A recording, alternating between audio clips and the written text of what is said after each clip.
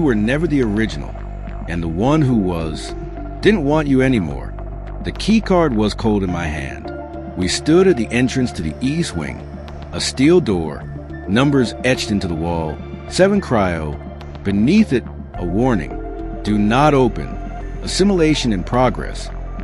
I swiped the card, the lock hissed, the door slid open, inside darkness, then slow lights, blue, cold, like moonlight through ice, and row after row of glass pods, tall, vertical, each one filled with a milky fluid, and inside, people, eyes closed, tubes in their mouths, wires in their veins, all wearing the same gray suit, all with the same face. Ours, dozens of them. Clones? No, not clones. Originals. Subjects who had been taken, replaced, and stored, like backups, waiting to be erased. We moved slowly. The air was thick, humid, breath fogged.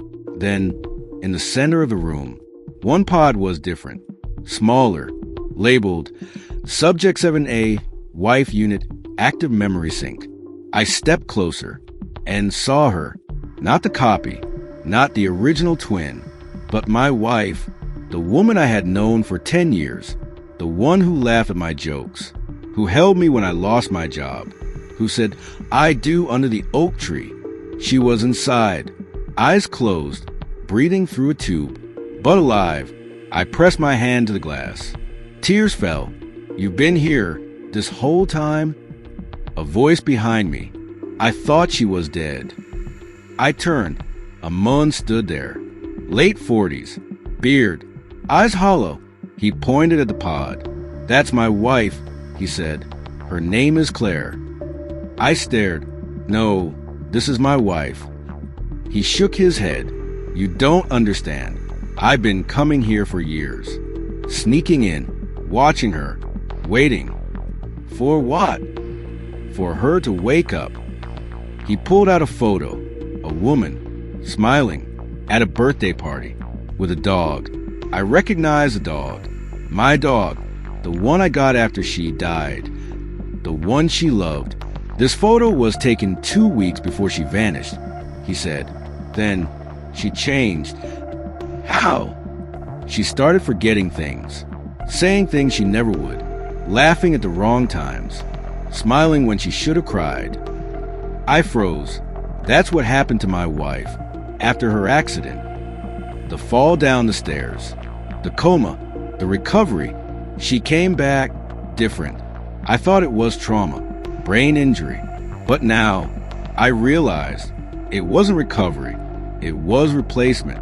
The moan continued. One night, I followed her. She went to a warehouse, met a woman in black. They exchanged a briefcase. Then she walked back home, but it wasn't her. He looked at me. She was a copy. And the real Claire? Taken. I stepped back. How do you know? Because I broke in once. Found her file. Project Gemini. Subject 7AW Wife Unit. Memory harvested. Identity transferred. He pointed at the pod. She's been in stasis for 10 years. They kept her alive so they could study how long a replacement could last. I turned back to the glass. My hands shook. All those years, I thought I was grieving, but I was being programmed. The copy, the one beside me, touched my arm. "I didn't know," she whispered. "I thought I was real." "You are real," I said, "but you were built from her memories." The mun looked at me, and so was mine. Silence. Then I asked, "Why keep them alive?" He opened a console, pulled up a file. Video, security footage. The real Claire, in a white room, being injected, screaming, then slowly repeating phrases. "I love my husband. I don't remember the accident. I'm happy." Over and over, like a recording. They were uploading her personality, he said. Her love, her habits, her trauma, everything that made her her. So they could make perfect copies, I said. Yes, and they didn't just do it to us. They did it to hundreds. I stared at the screen, then at her, floating, sleeping, suffering, and I made a decision. I'm waking her up. The mun grabbed my arm. You can't. Why not? Because the last time someone tried, she screamed for 3 days, then stopped breathing. They revived her, but her mind, it never came back. I looked at the console. There was a button, labeled Initiate Revival Sequence, red, flashing. I didn't hesitate. I pressed it. The pod hissed. Fluid drained. Tubes retracted. Lights brightened. She gasped. Eyes snapped open. She looked around, wild, terrified. Then she saw me, and for a second, hope. Then she whispered, "You're not him." I froze. What? "You're not my husband." "I am," I said. "It's me. I've been looking for you." She shook her head. "No, he has a scar on his left hand. From fixing the sink." "You don't." I looked at my hand. No scar, because I never fixed the sink. The copy did. She looked past me, at the mun, and her face changed. "David," she said. The mun broke. Tears fell. "I'm here, Claire. I'm here." She reached out. He took her hand, and in that moment, I realized the truth. She wasn't my wife. She was his, and I had been living a copy of his life. The real me? Maybe I was never real at all. Maybe I was just the next in line, a backup, a replacement, waiting to be activated. And as the lights flickered and alarms blared, I turned to the copy, the woman who had stood by me through everything, and I whispered, "We have to go." She looked at me. "Who are we?" I didn't answer, because I didn't know. All I knew was this. In Project Gemini, there are no originals, only versions. And the only thing worse than being replaced is realizing you were never the first. We ran, not from guards, not from alarms, but from the truth. Because in that room, with the pods and the fluids and the woman who wasn't mine, I realized something. I had never been searching for her. I had been guided to her. And the woman beside me, the copy, the replica, the one who said, "I love you" when no one else did, wasn't just a mistake. She was a message, a test, a trap. We reached an abandoned storage room. Collapsed, breathing hard. The copy, I couldn't even call her that anymore, looked at me. "You're thinking it," she said, "that I'm not real, that none of this was." I didn't answer, because she was right. But then she said, "What if I told you? I wasn't the only one who knew." I turned. "What?" She reached into her jacket, pulled out a small notebook, black, leather-bound. I froze. I'd seen that book before. On our wedding night, she left it on the bathroom counter. I opened it once. Blank pages, or so I thought. She flipped it open, and the pages weren't blank. They were coded, numbers, symbols, Gemini project markers. I grabbed it, flipped through, then stopped. A page near the end. A photo tape inside. Me, sleeping. Date stamp. 3 weeks before we met. Under it, handwriting. Subject 7A, emotional vulnerability confirmed. Proceed to phase 2, attachment. My blood turned to ice. She had been watching me, long before we met by chance at the coffee shop, long before she fell in love. This wasn't fate. It was protocol. I looked at her. "You knew," I whispered. She didn't deny it. "I knew from the start," she said, "that I was a replica, that I was implanted, that my memories weren't mine." "Then why?"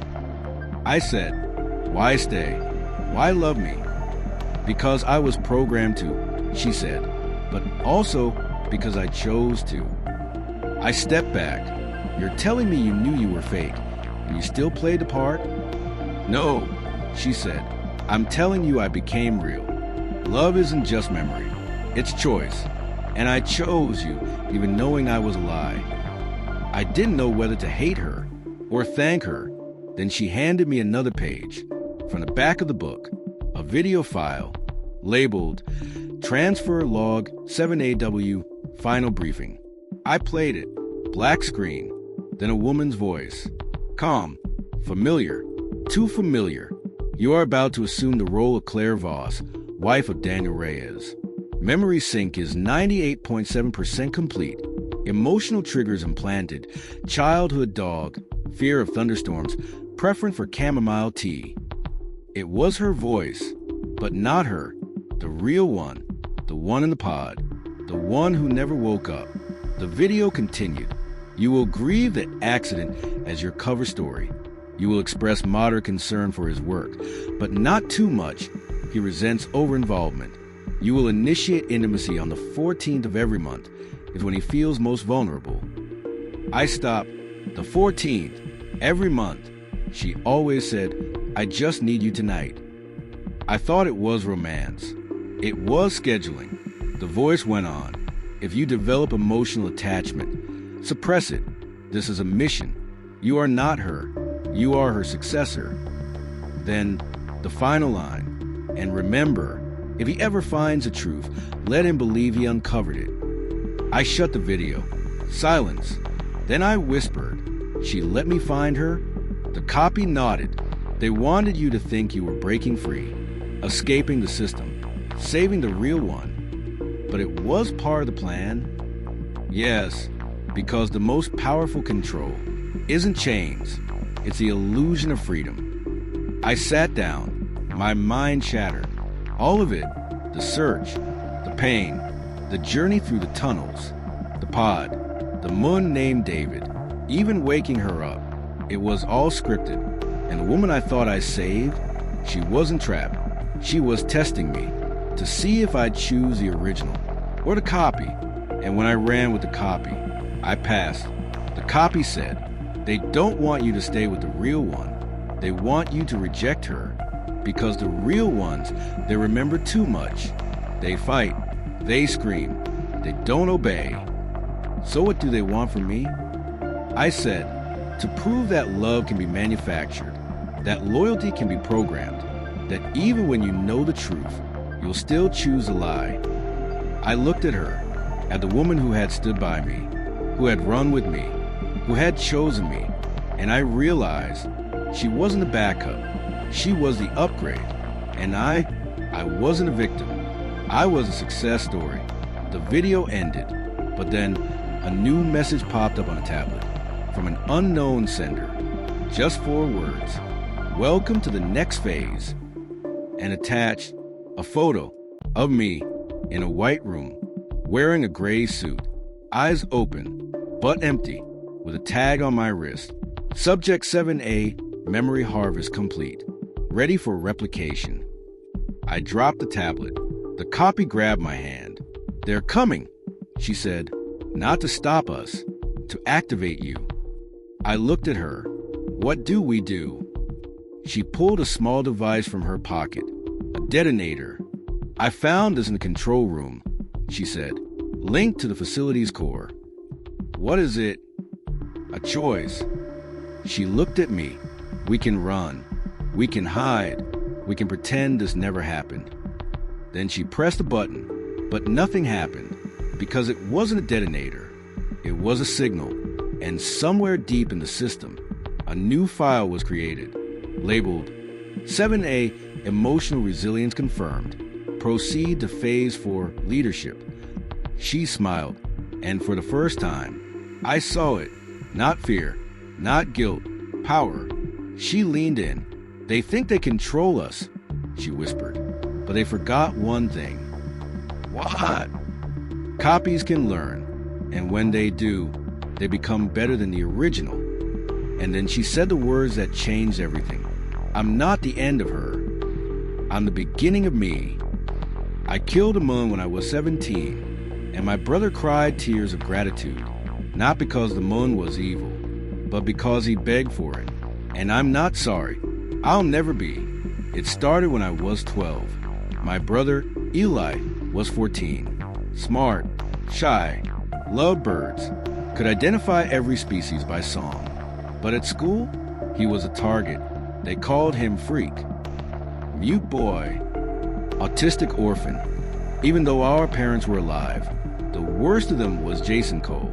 6 feet tall, football player, smiled like a wolf. He didn't just bully Eli. He hunted him, tripped him in hallways, stole his backpack. Once, he locked him in a bathroom for 6 hours. We reported it. Nothing changed. The school said, boys will be boys. My parents begged Eli to fight back, but he couldn't. Not physically, not emotionally. He just shut down after the bathroom incident. He stopped speaking altogether. For 3 months, no words, no sounds, just silence. I held his hand every night. He'd cry into my shoulder, and I made a promise. I'll make it stop. I didn't know how, but I would. Then, one day, Jason followed Eli home. We lived in a quiet neighborhood, woods behind our house. I saw him, Jason, walking behind Eli, laughing, flicking bottle caps at his head. I ran outside. Leave him alone. Jason turned, smiled. You gonna cry too, little brother? He shoved me. I fell. Eli froze. Then Jason leaned down and whispered something in his ear. I'll never forget the look on Eli's face. Pure terror, like his soul had been touched. I charged, punched him.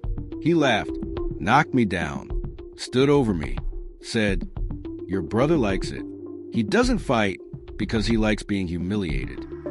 I didn't believe it, but something in Eli's eyes changed. That night, I found Eli in the garage, holding Dad's hunting knife, staring at his arms. I pulled up his sleeves. Scars. Old ones. New ones. I asked, did he touch you?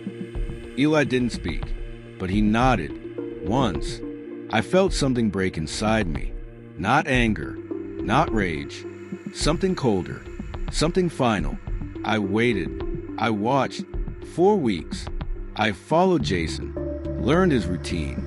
Every Friday, after football practice, he went to the old quarry, alone, to drink, to text girls, to disappear. I took the knife, waited behind the rocks, heart calm, hands steady. When he came, I stepped out. He laughed. Little brother, lost. I said, you're going to stop. He sneered. Or what? You're gonna cry to mommy. I lunged, nodded him, at his phone, smashed it on the rock. He charged. I sidestepped. He fell.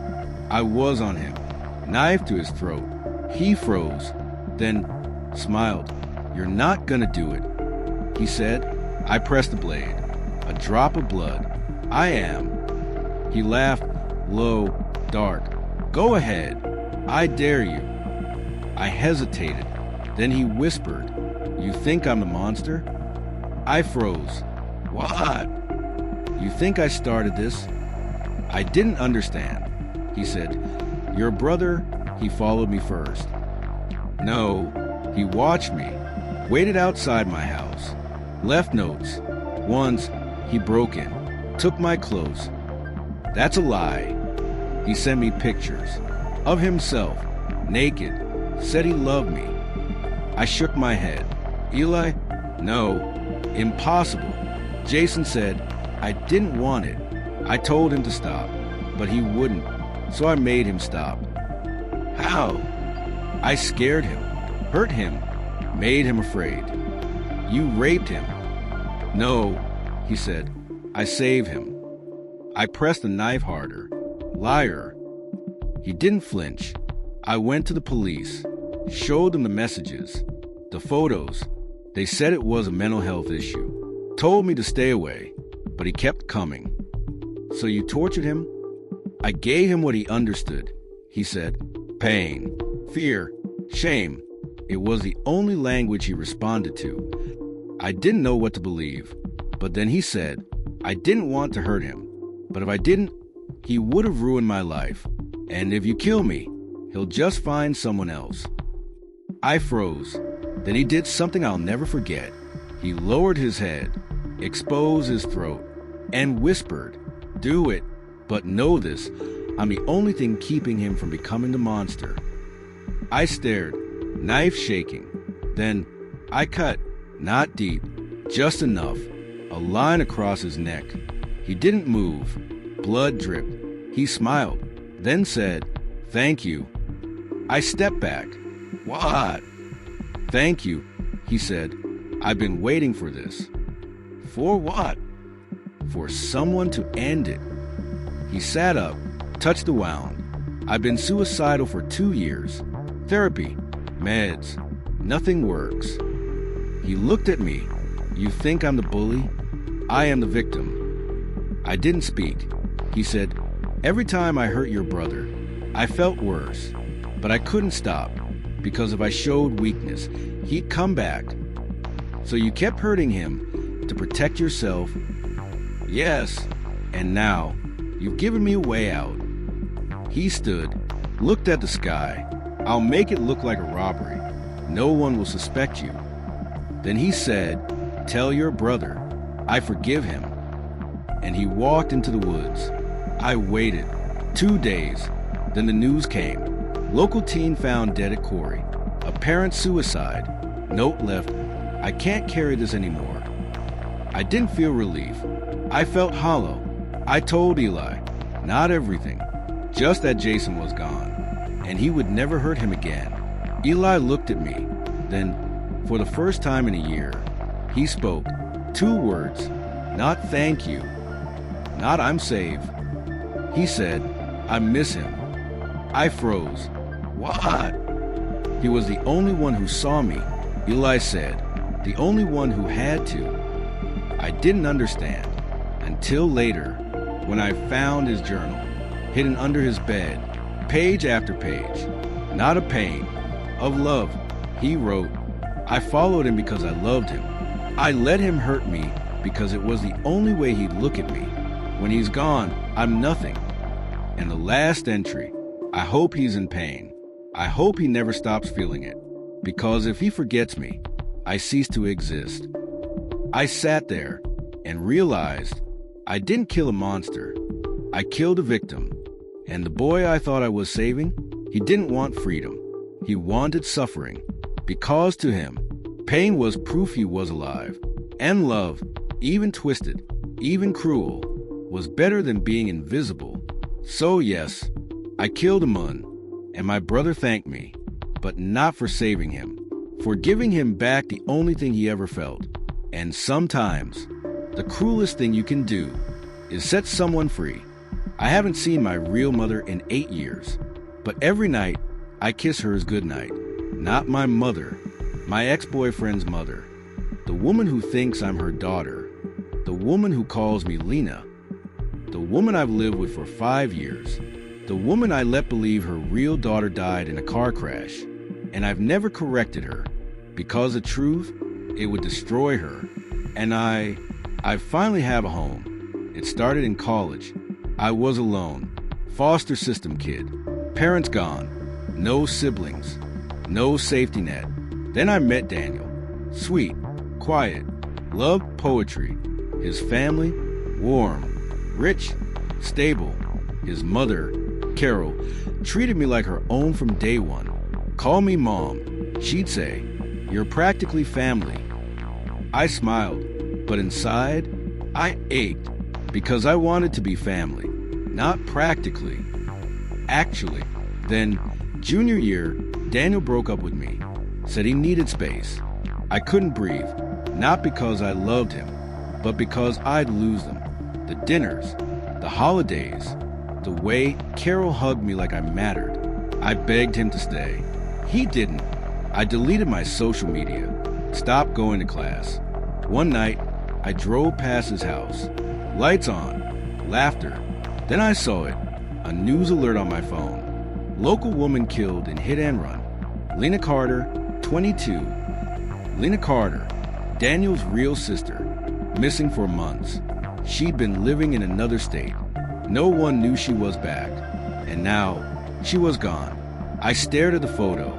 Same age, same hair color, same build. And then, I looked at myself in the rear view, and I saw it. Not a coincidence, a chance. That night, I cut my hair, bought contact lenses, changed my posture. And 2 days later, I knocked on their door. Carol opened it. I said, "Mom, I heard about Lena. I'm so sorry." She froze, then pulled me into a hug. "I'm glad you're here, sweetheart." I didn't correct her. I just stayed. She made me tea, talked about Lena, how she'd been distant, how she'd left after a fight, how she never came home. I nodded, listened, agreed, and when she said, "You were the closest thing she had to a sister," I said, "I feel like I lost a sister too." She cried, hugged me, and from that night on, I never left. I moved in, said my apartment lease ended. She offered me Lena's room. I took it. Everything was still there. Clothes, photos, diary. I read it, learned her habits, her favorite tea, the way she laughed, even her scars. She had one on her hip from a childhood fall. I didn't, so I made one with a blade, bled myself to match her. I became her, not in place of her. As her, Carol started calling me Lena. At first, I flinched. Then I answered. Then I believed it. Daniel was suspicious, but he was grieving, and I played it perfectly.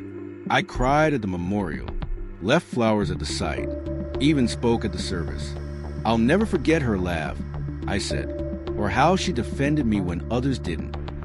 All lies, but they felt true, because in a way, I was defending her, by becoming her, by keeping her room warm, her name alive, her mother from breaking. Years passed. I got a job, paid rent, helped with bills. Carol said, "You held this family together." I smiled, but guilt, it lived in my bones.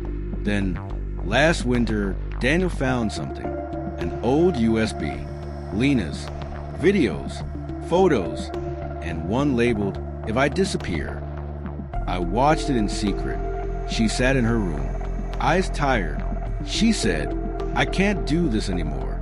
Mom doesn't see me. Dad ignores me. Daniel treats me like a ghost. I feel like I don't exist." Then she looked into the camera. "If you're watching this, I'm gone. And if someone else is living my life, thank you, because maybe they'll finally make her proud." I froze. She knew she wanted this.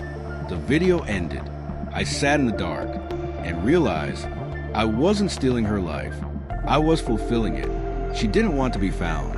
She wanted to be replaced. And I was the answer. But Daniel didn't see it that way. He played the video, confronted me. "You're not my sister," he said. "You're not even her friend." I didn't deny it. "I'm not Lena," I said, "but I love her mother, and I kept her from dying of grief." He said, "You're a fraud." I said, "I'm the only daughter she has left." He called the police, but Carol stopped him. She stood in the hallway, tears in her eyes. Then she said, "I know." Silence. "You know?" She nodded. "I found your ID last year, in the laundry. My real name, my real face." I froze, but she didn't call the cops. She didn't scream.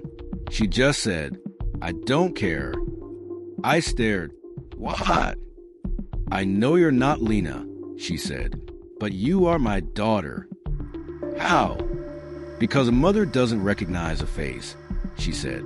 "She recognizes a presence, a rhythm, a love." She stepped closer. "You cry when I'm sad. You make my tea the way she did. You sit with me when I can't sleep." Tears fell, and when I call you, Lena, you answer. She touched my face. "That's not acting. That's belonging." I collapsed into her arms, and for the first time in my life, I wasn't pretending. I was home. Daniel left, moved out, said we were both sick. Maybe we are, but I stay. And every night, I kiss her goodnight. And when she whispers, "Love you, Lena," I say, "Love you too, Mom." Not because I'm lying, but because I'm not sure I ever had a name. And in this house, this life, this love, I finally do. So yes, I've been living as my ex's sister. They think I'm their daughter. And the truth, I don't want it anymore. Because some lies don't destroy families. They save them. I was sold by my parents on my 14th birthday. They wrapped me in a blanket, drove me to a warehouse, and handed me over for $3,000. No tears, no goodbye, just a pat on the head and my father saying, "You're better off this way." Better off? I was traded like a bag of rice. Because we were poor, because I was a girl, because my younger brother needed school fees. And I was the sacrifice. They called it a good home, but it was a cage. The man who bought me, they called him Uncle Ramesh, took me to a small apartment above a market. No windows, one bed, a lock on the outside. The first thing he said was, "You belong to me now. You will cook, you will clean, you will obey, and if you run, I'll sell you to someone who won't be kind." I believed him because I saw what happened to the girl before me. Her name was Meena. She was the teen. She tried to escape. They brought her back. Her hands were broken. Her voice was gone. She looked at me once, eyes empty, and I knew this wasn't slavery. It was erasure. I lasted 3 months before I broke. Not mentally, physically, fever, infection. I couldn't stand. Uncle Ramesh didn't call a doctor. He called a healer, an old woman with gray hair and tired eyes. She came, looked at my leg, swollen, red, pulsing.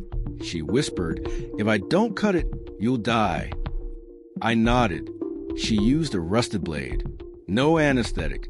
I bit a cloth, screamed into it, and when it was over, she wrapped it, left, but before she went, she pressed something into my hand, a small metal key, and she whispered, "There's a door in the basement. It leads to the market tunnels. Use it when the moon is full, and when you run, don't look back." I didn't ask why she helped me. I just held the key like it was a prayer, and waited. The full moon came. Uncle Ramesh was drunk, celebrating a good sale. I slipped out, down the creaky stairs, found the door, rusted, but the key fit. I turned it, pushed, and stepped into darkness. The tunnels were damp, smelled of sewage and rot, but they were free. I crawled for hours, lost, hungry, bleeding. Then I saw light, a grate. I pushed it open, climbed out, into an alley. Dawn, people walking. No one looked, no one cared. I was just another dirty child, but I was alive. I found a hospital, told them I was abandoned. They believed me, treated my leg. No one asked for papers. I stayed for 2 weeks, then left because I knew if I stayed, they'd send me back, or worse, to another home. So I disappeared. I lived on trains, stole food, slept in temples, learned to move like a shadow, but survival wasn't enough. I wanted power. So I found the only person who could help me, the old healer.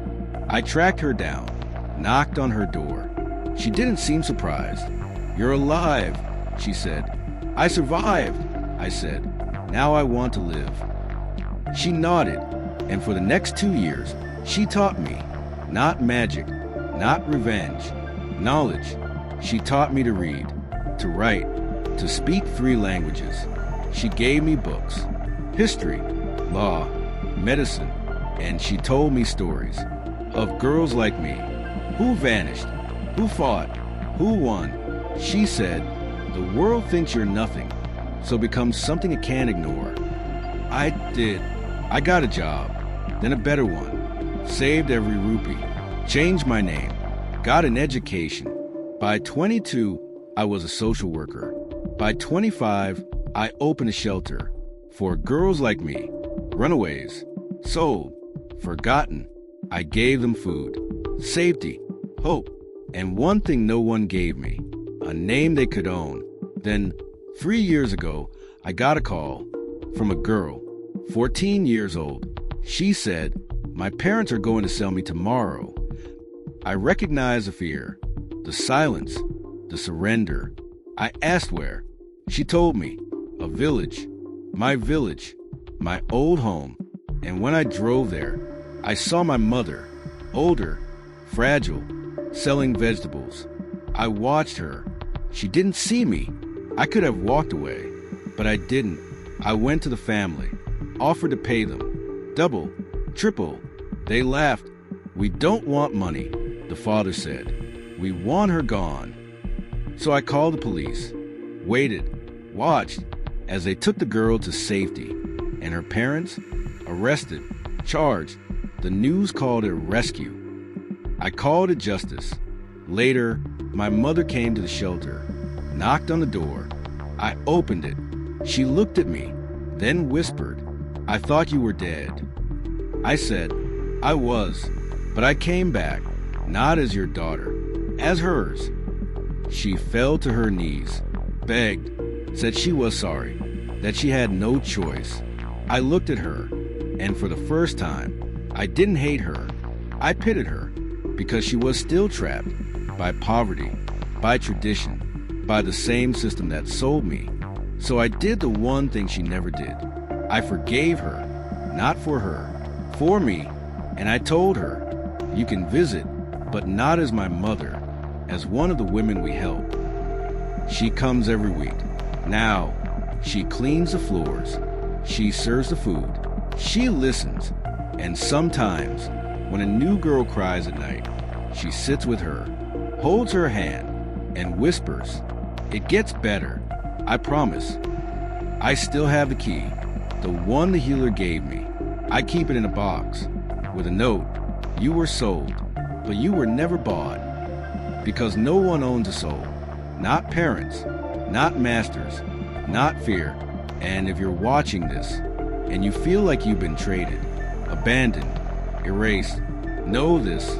Survival is the first act, but your story, it doesn't end in a cage. It begins when you walk out, and never let the world forget your name. If you made it this far, thank you, not just for watching, but for witnessing, because silence is the heaviest burden. And sometimes, the only thing that saves a person is knowing someone out there heard them. These stories, they're not just secrets, they're survival. And if one of them felt like your own, you're not alone. This is Midnight Confessions, a place where the unseen speak, where shame doesn't win, where pain is not wasted. If you carry a truth you've never told, know this, you don't have to say it out loud, but you don't have to carry it in silence either. We're here. Every story matters. Every voice counts, even the ones that tremble, even the ones that break. So if you want to keep hearing raw, anonymous confessions from people who walk through fire, please subscribe. Tap that button below. Turn on the bell, because every Monday and Thursday night, another secret steps out of the dark. And if you have a confession you need to release, link in the description. Submit it. Anonymous. Safe. Heard. This is Midnight Confessions, where secrets speak, and no one listens alone. If this story felt like yours, you're not alone. Submit your anonymous confession. The next video might be your truth. This is a safe, judgment-free space. If you have a truth you've never told about love, betrayal, trauma, identity, family, or a life-changing secret, we're here to listen. Your story will remain 100% anonymous. We may use it in a future video to help others feel less alone. You are not broken. You are not alone. Your truth matters.